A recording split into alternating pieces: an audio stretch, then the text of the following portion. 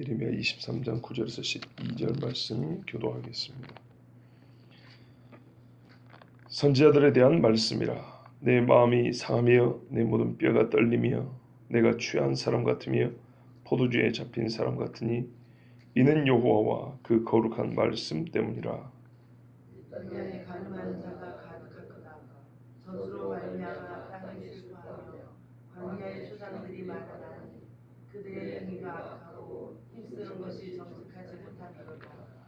여호와의 말씀이라. 선지자와 제사장이 다 사악한지라. 내가 내 집에서도 그들의 악을 발견하였노라.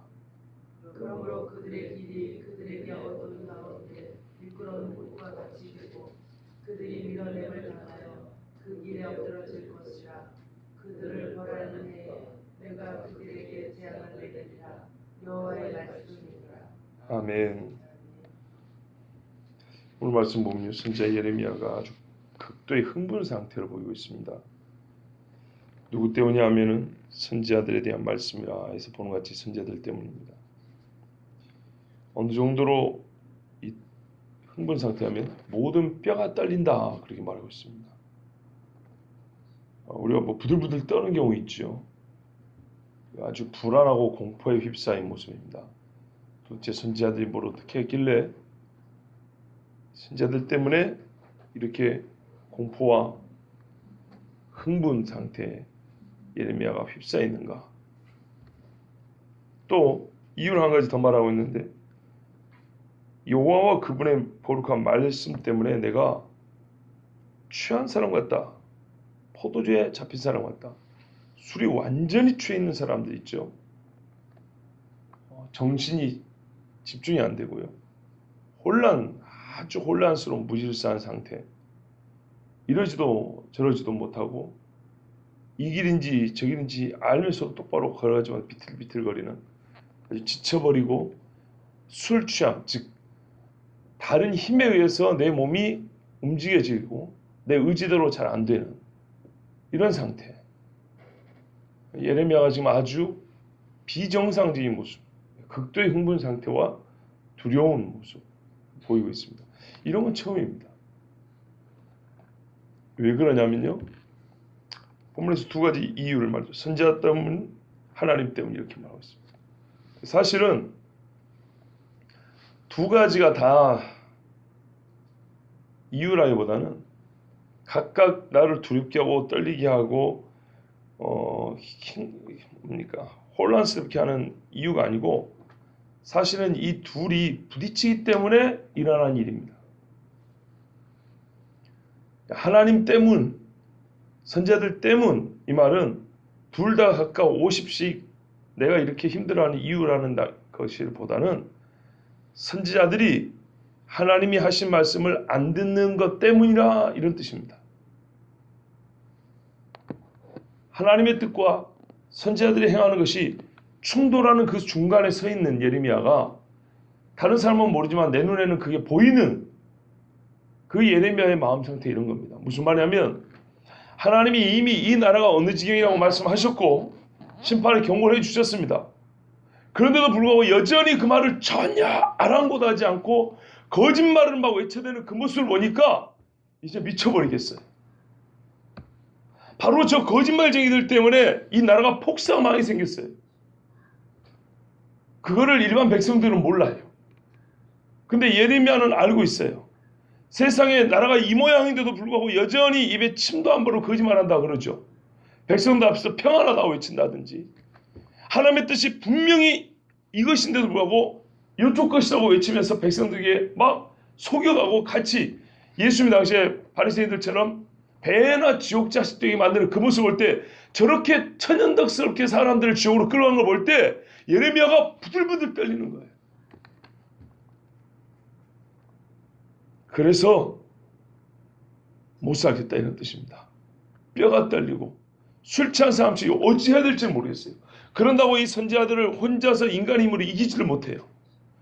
선지자들에게 속아서 완전히 우리 배가 넘어간다. 배가 이렇게 완전 넘어가게 생겼는데 그 넘어가는 배를 혼자 힘으로 이걸 버텨가지고 무슨 슈퍼맨도 아니고 일으킬 수가 없어요. 다 죽게 생겼어요. 좀 있으면. 그 모습을 보고 있는 그 죽기 일보 전에 그 모습을 보고 있는 입장에서 이거는 맨정신으로 살 수가 없는 거예요. 우리도 삶에서 가끔 그러잖아요. 내 힘으로 어쩔 수 없는 죽음의 상황. 아무것도 해줄 수 없는. 가끔 엄마들이 그러잖아요. 애가 죽어갈 때 엄마는 널 위해 아무것도 해줄 수가 없어. 그러면서 내 새끼면서 울잖아요. 제가 청년부를 맡아봤기 때문에 청년이 죽을 때 그 부모는 정말 자기가 죽는 것 이상으로 고통스러워합니다. 자, 그걸 받지 않겠습니까? 젊은 애들도 죽어요. 그런데 거기서 그 부모가 예수님을 몰라요. 그 아들이 죽어가는데 부모가 예수를 몰라요. 어쩔 수 없는 그 상황에서 예수를 모르는 부모가 무슨 말 해줄 수 있을까요? 근데 그 모습을 보고 있는 목사인 저는 어떤 심정일까요? 내가 부모라면 바로 그 자리에서 나는 다른 이야기를 해주겠는데 부모가 애를 붙들고 있는데 목사라도 부모가 아니까 아버지 좀 나와보세요라는 말을 할 수가 있어요, 없어요? 어머니 좀 비켜보세요. 내가 할 말 있으니까. 그렇게 하기가 쉬울 것 같습니까? 근데 얘는 그러면은 진짜 중요한 말 한마디 못 듣고 죽을 수가 있어요. 그때 어떻게 해야 되죠?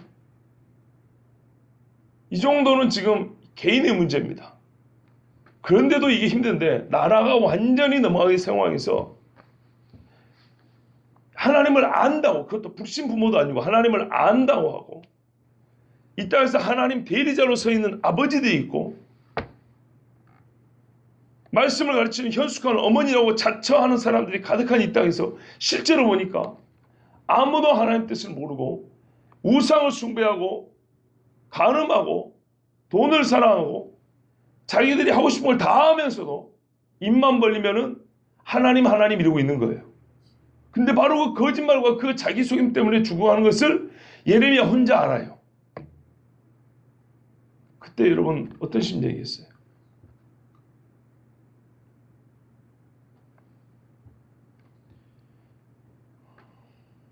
정말 수많은 사람이 어둠과 불구덩이 속으로 던져지는 것을 볼 때 이 미약한 인간이면은 아무것도 못하고 거기서 진짜 뭐라고 할 말은 해야 되는데 말이 입 밖에 나오지 않는 그 답답한 심정, 그 충격과 당황하는 그 모습 한번 생각을 해보세요.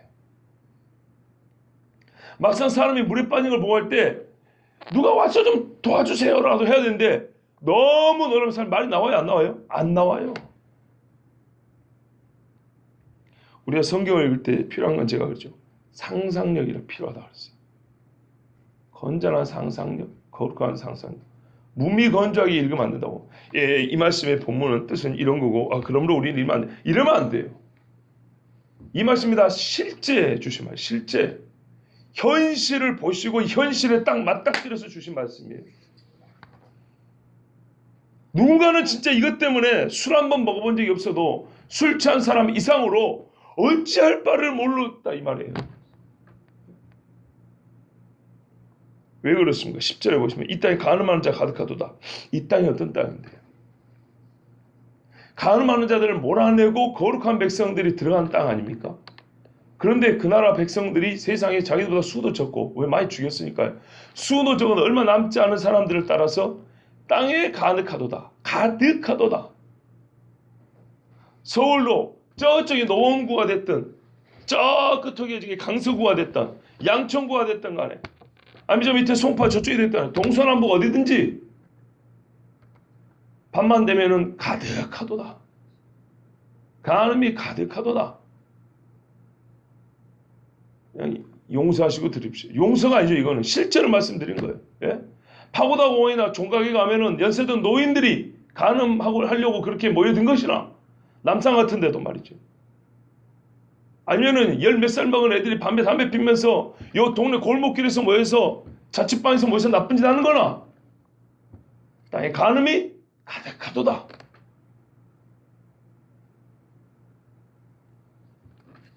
본문에는 저주라고 그랬는데요. 맹세입니다. 맹세가 가득하다. 하나님은 개떡같이 믿으면서 입만 벌리면 여호와 이름으로 맹세하노니 여호와 이름으로 맹세하노니 사기치고 거짓말하는데 하나님의 이름을 써먹어요. 태연하게. 아무 일도 없는 것처럼. 예수님을 저주하는 사람도 그랬지 않았어요? 선지자들 저주하는 내가 여호와의 이름으로 너로 맹세하게 하노니 네 말이 사실이냐? 이렇게 물어보는 아예 입에 붙었어요. 여호와의 이름이 그냥. 그런데 하나님의 이름은 믿음 없이 불순종 함부로 써먹을 때마다 즉 말할 때마다 죄가 된다는 걸 알아야 됩니다. 우상에게 절하고 하나님의 종인지 우상의 종인지 알 수 없는 짓을 하면서도 아무렇지도 않게 생각하는 사람들, 더욱더 용기를 내어 우상을 세워서 사람들을 숭배하게 만드는 그런 인간들. 육적인 간음이 가득하고 영적인 간음이 가득하고 하나님의 이름으로 함부로 맹세해가지고 땅을 말할 때마다 그 땅을 저주의 땅으로 만들어버리는. 가만히 있으면 되는데 이 집 가서 여호와 이름에 맹세하고 저 집 가서 여호와 이름에 맹세하고 저 집도 저주받게 하고 이 집도 저주받게 하고. 왜요? 말씀에 청종함이 있어야 된다 그랬어요. 청종이 없이 하나님의 이름을 갖다 읊어대면 거기서는 반드시 저주가 있어요. 그 하나님의 이름으로 죄 지는데 써먹는단 말입니다. 하나님의 이름으로 여호와 이름으로 맹세하노라 하면서 제사장 되고 선지자 되니까 지가 하나님인 것처럼 하나님 맹세하는 사람들. 그래서 하나님께서 이 땅에 먼저 경고를 주신 게 뭐냐면요. 여러분 광야의 초장들이 마른다 그랬어요. 그 백성들이 먹을 게 없어서요. 울어요. 통곡을 해요. 이 땅에 지금 비가 없어가지고 난리죠. 물이 없어 난리단 말입니다. 그나마 비가 좀 조금 와가지고 늦게나마 모내기를 할 수 있을지 모르겠어요. 여러분 혹시 살면서 1년 동안 비가 안 오는 걸 본 적 있습니까?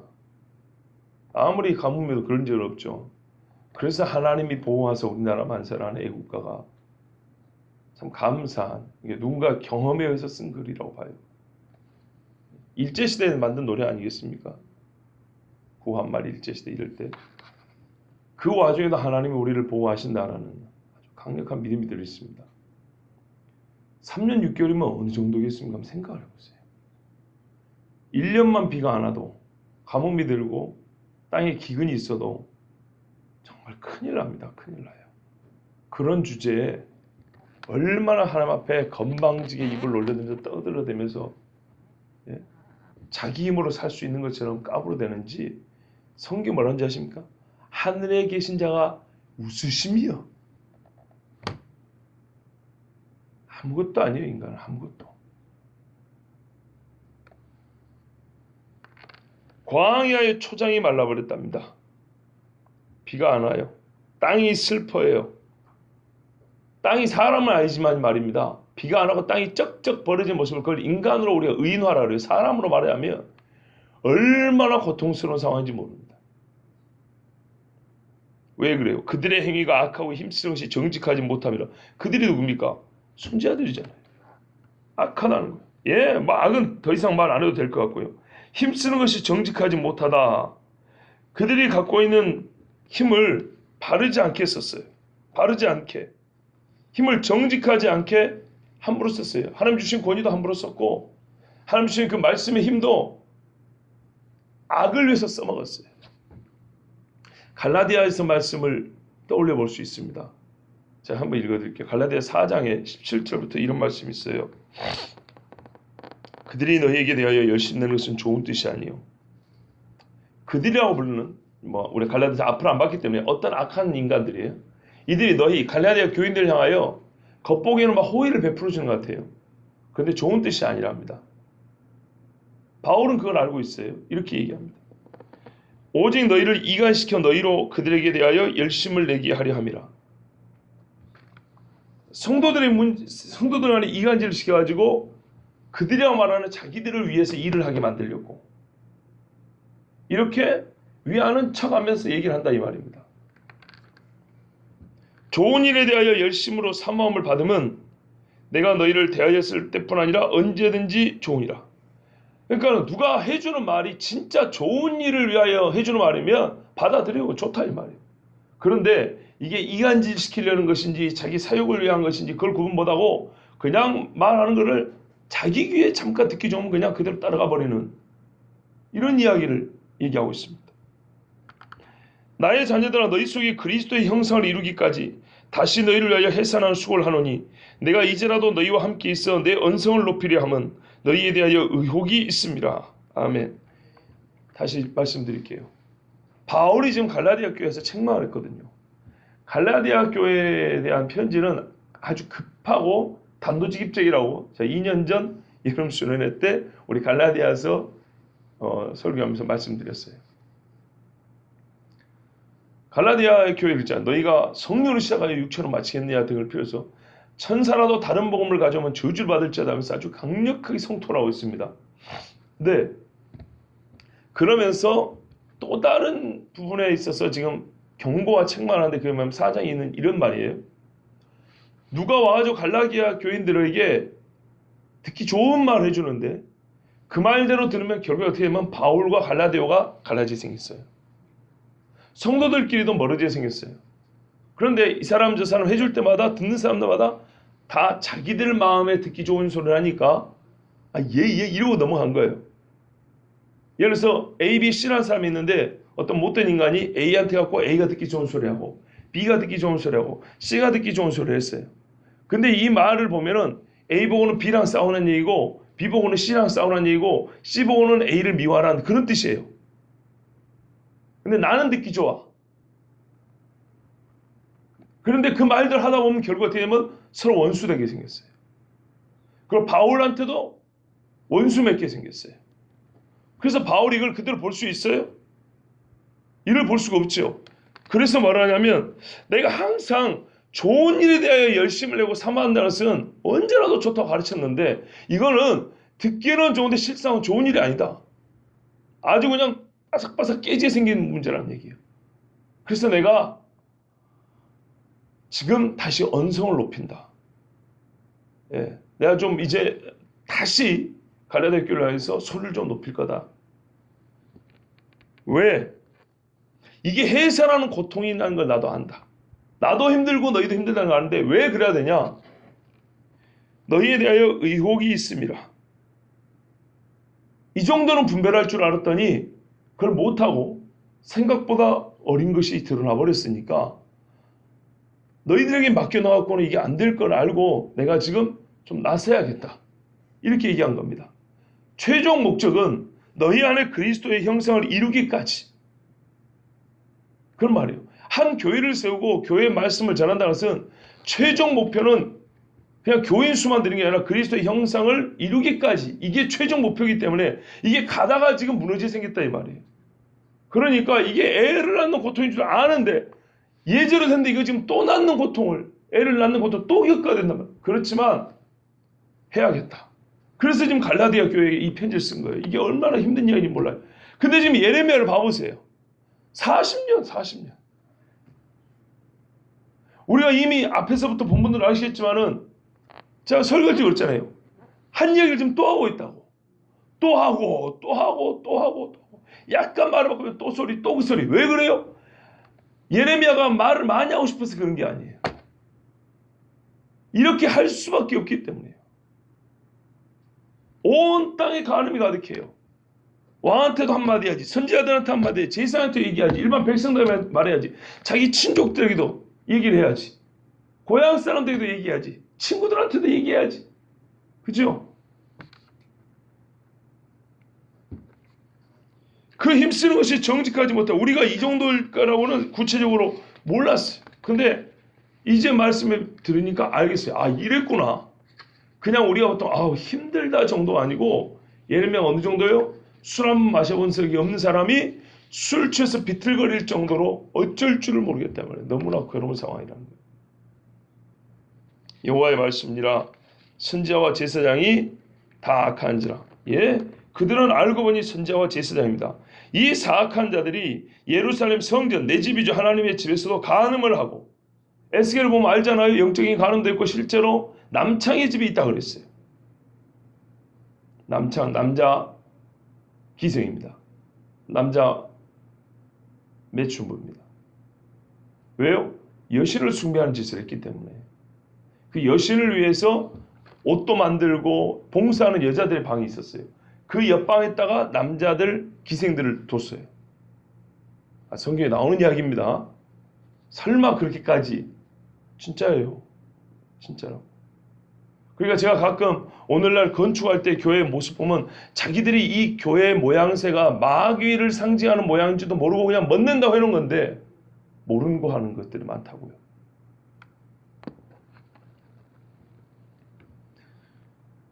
여호와 이름을 함부로 부르고 맹세하면서 백성에게 부정직한 힘을 행사하는 것을 하나님이 하나님의 집에서도 발견했어요.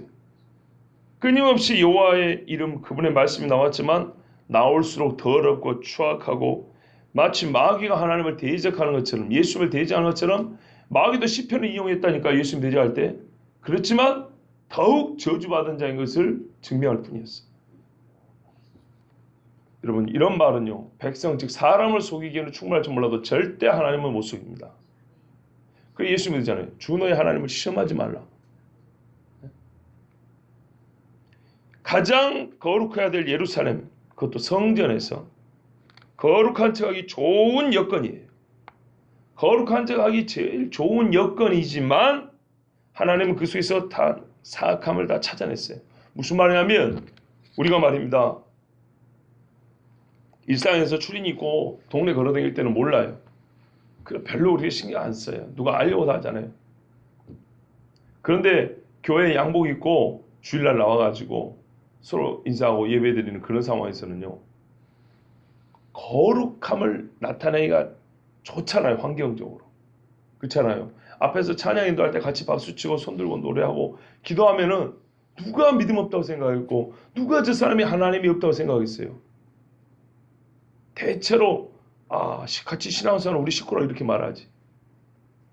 그런데 사실 그 가장 거룩한 척하기 좋은 여건 속에서 제일 거룩한 척이니까요.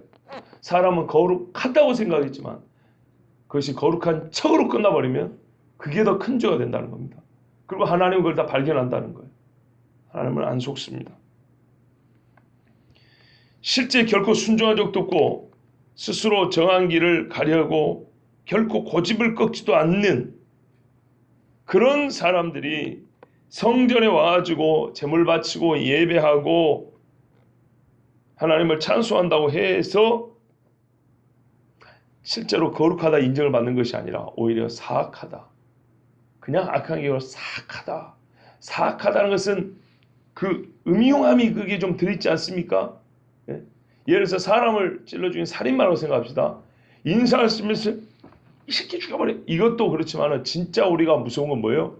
실실 웃으면서 웃으면서 사람 죽인 사람 진짜 무섭죠. 사악한 얼굴을 그리죠. 그런 거예요. 교회 와가지고 오히려 나는 정말 요즘에 힘들어서 하나님이 계신지 모르. 이것이 차라리 정직해요.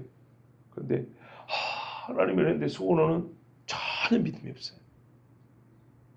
이건 진짜 자기가 죽습니다. 왜요? 증상을 숨기니까요. 병을 숨기는 것처럼 증상을 숨겨 있으니까 누가 도와줘야 됐다는 생각도 못해요. 그러므로 이 눈먼 자들이 어떻게 합니까? 그들의 길이 어두운 가운데 미끄러진 곳과 같이 될 것이다. 첫 번째 재앙입니다. 하나님 벌이에요. 여러분, 미끄러운 것도 힘든데 어두운 데서 미끄러우면 어떻게 하죠? 갈 길을 모르는데 여긴가 싶고 가려고도 미끄러워서 뜻한 데를 갈 수 없는 상황. 창살은 없지만 창살에 갇힌 거하고 매한가지입니다. 생각해 보세요. 사방을 튀었어도 어두워서 어디가 낭떠러지고 어디가 함정이고 어디가 가시밭인지 몰라서 못 쏘서 갈 수가 없어요. 그리고 저긴가 하고 뜻을 먹고 가려고 하는데 미끄러워서 미끄러져요. 막 자빠지고 하는 것마다 실패하고 마음을 정한 그곳으로도 제대로 못 가요.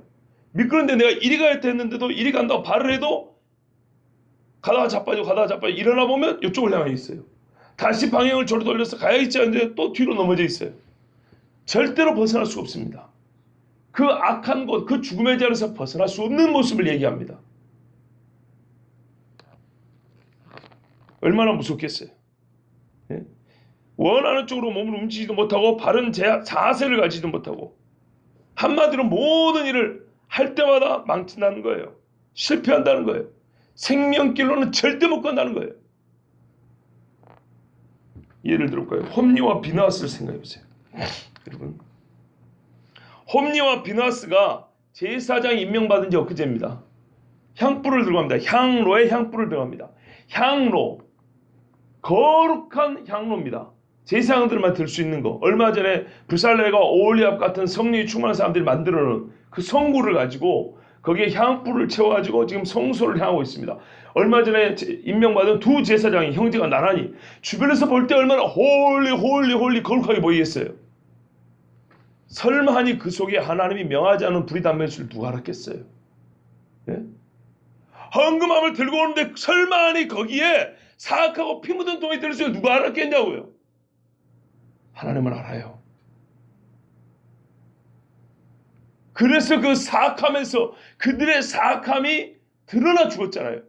그 더러운 불을 하나님이 일으키셔가지고 그들을 살려 죽게 했잖아요. 아니 그들 아나니아 삽비라가 베드로 앞에 헌금이라고 갖고 왔을 때 그게 하나님을 속이고 자기들의 욕심을 챙긴 돈인지 옆에 있는 성도들 누가 알았겠어요. 나도 돈 있으면 저리 헌금하고 싶다. 믿음 좋은 사람은 그랬을 거고 시기한 사람은 돈 있나 자랑이나 뭐 이 정도 했겠지. 그렇다고 해서 그것으로 죽을 줄 누가 알았겠냐고요. 왜요? 거룩한 환경 속이니까 지금. 대사도 앞에 밭을 판 돈을 이렇게 갖다 바치는데 누가 그것 때문에 죽을 줄 알았겠냐 말이에요. 하나님은 아세요. 뿐만 아니라 그들이 있었던 곳에서 밀어냄을 당하여 쫓겨난다는 얘기예요. 길에 엎드러질 것이라. 원래 있던 자리에서 그들이 마땅히 설 수 있는 자리에서 쫓겨나서 길에 가다 자빠진다는 거예요. 이 자빠지면 뭔지 아시죠? 죽는다는 거. 여호야김 왕처럼 바벨론으로 끌려가다가 길바에서 죽여가지고 던져버린 거예요. 나귀처럼 짐승처럼. 왕이 그렇게 던져졌어요. 예? 누가요? 선지자과 제사장들로. 가차 없어요. 그까짓 게 뭔데요? 선지자가 뭐고 제사장이 뭐예요? 하나님이 버려버리면. 아무것도 아니야, 아무것도. 누가 생각납니까, 여러분? 본인이 주신, 하나님이 주신 그 영광의 자리에서 쫓겨날 때 얼마나 수치와 모욕을 당합니까? 거기다가 그 모욕을 안고 길바에서 죽어야 한다. 얼마나 진짜 불행한 일입니까? 예를 들면 누가 있을까요? 엘리 제사장 집을 생각해 보세요. 엘리 제사장 집. 그 집에 어떤 일이 있는가 한번 생각해 볼까요? 우리가 간과하는 게 있는데요. 사무엘상 2장에 우리는 이렇게 알고 있잖아요. 하나님이 사무엘을 통하여 말씀하고 엘리 집에 경고를 하시고 심판을 예언하시잖아요. 근데 사무엘이 말하기 전에 먼저 하나님이 경고하셨어요. 제가 새벽이라 다 말씀 못 드리고요. 간단한 말씀드리면 사무엘상 2장에 보면 이렇게 됐어요. 하나님의 사람이 엘리에게 와서 이렇게 돼 있어요. 사무엘이 아닙니다. 무명의 선지자가 와서 엘리 제사장에게 말합니다. 여호와의 말씀에 하면서 나온 내용이 뭐냐면 내가 진짜 너희 조상을 택하여 가지고 복을 줘서 배 에봇을 입고 즉 제사장의 직분을 줬잖냐. 이게 엄청나게 큰 영광의 직분이라는 거예요. 하나님 주신 은혜라는 거예요. 그랬는데 불구하고 너희가 지금 하는 꼴을 봐라. 이 귀한 직분을 지금 뭘까요? 개가죽같이 이 거룩한 에봇을 입고 개가죽 입은 사람처럼 개 같은 짓을 하고 있다는 얘기입니다. 너희 아들들이 그런 짓을 하고 있다는 거예요. 그런데 아버지인 엘리 너는 나보다 너희 자식들을 사랑하여 내버려둔다는 거예요. 이 말이 얼마나 중요한지 보세요. 마태복음 예수님이 말했어요. 나보다 자기 아버지나 아들이나 자식이나 형제자매를 사랑하는 자는 나에게 합당치 아니하다 그랬죠. 성경의 원리는 똑같다니까요. 예?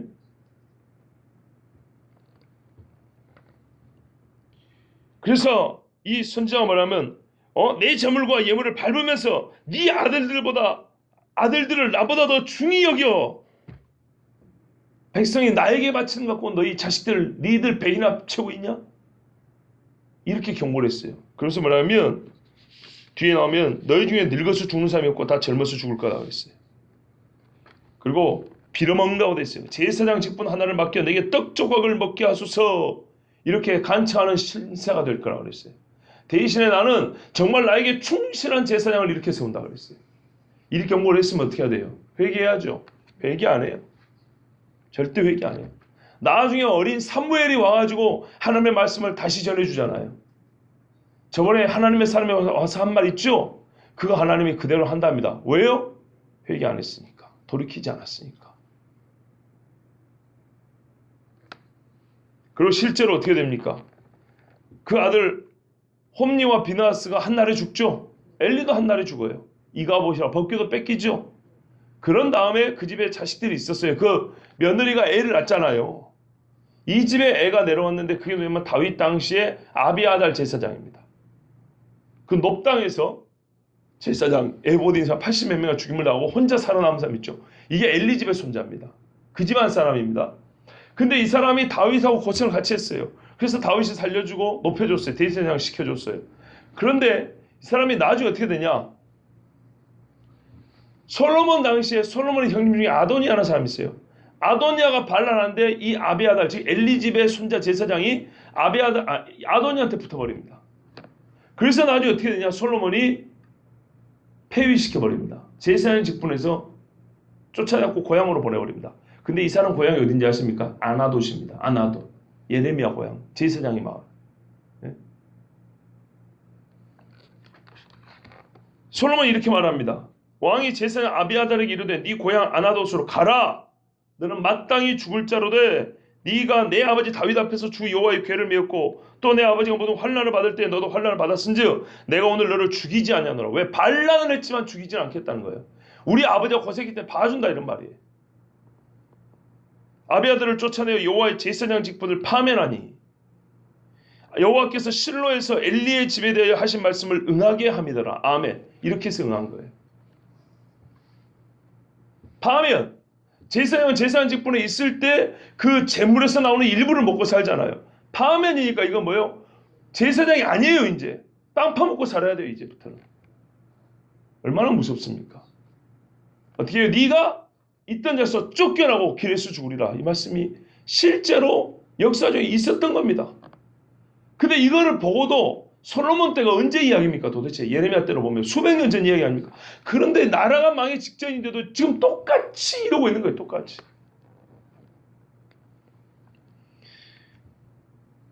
여러분, 하나님은 이들에게 그대로 내버려 두지 않고 재앙과 징벌한 해를 가져온다 그랬습니다. 하나님이 징벌한 해를 가져오면은 그 누구도 벗어날 수가 없고 하나님을 이길 수가 없는 것을 우리가 다 압니다. 절대로 하나님이 주신 복을 막을 자도 없고 절대로 하나님이 내리는 징벌을 피해갈 사람도 없습니다. 우리에게 주신 말씀입니다. 뭐 선지자고 제사장 이야기인데 그렇게 들을 것 같으면요. 구약은 우리하고 상관없는 이야기예요. 이스라엘 사람들 얘기죠. 뭐.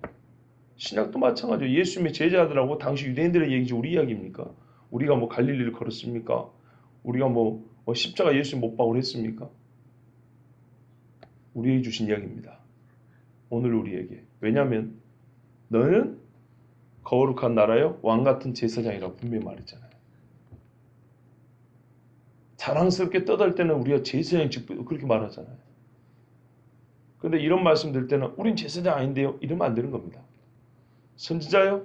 하나님의 말씀을 믿지 않는 자와 거역하는 자에게 외치면 다 선지자적 직분을 갖고 있는 겁니다. 특별히 이제 저희 같은 강단을 맡고 있는 종들은 너무나 당연한 이야기고 선지자도 아니고 구약의 제사장은 아니지만 그들과 같은 영적인 세계에서 사명을 갖고 있는 것은 부인할 수 없죠. 그러나 이거는 전체 성도들이 주신 말씀입니다.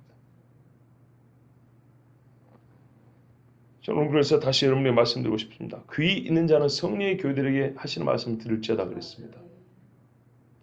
거룩을 가정하여 여호와의 영화로우신 이름을 망령되이 일컬었고 자기 욕심을 차리며 그 악한 길에서 떠나지 아니하며 죄를 숨기려는 자들은 반드시 어두운 가운데서 길을 잃고 계속 미끄러질 것이고 하나님이 허락하신 영광의 자리에서도 쫓겨나 길에서 죽을 것입니다. 이것이 여호와의 말씀입니다. 오늘 본문에도 그렇지 않습니까? 여호와의 말씀이라. 11절에 여호와의 말씀이라. 12절 끝에도 여호와의 말씀이라 말합니다. 여러분, 하나님의 말씀을 절대로 가볍게 듣지 마시고 거룩한 환경에 속해 있을수록 혹시 내가 그 거룩한 껍데기에 숨어서 사악한 자가 아닌가를 자기 자신을 돌아봐야 됩니다. 돌아볼 수 있는 지혜가 있는 자, 그 사람이 살 것입니다. 기도하겠습니다.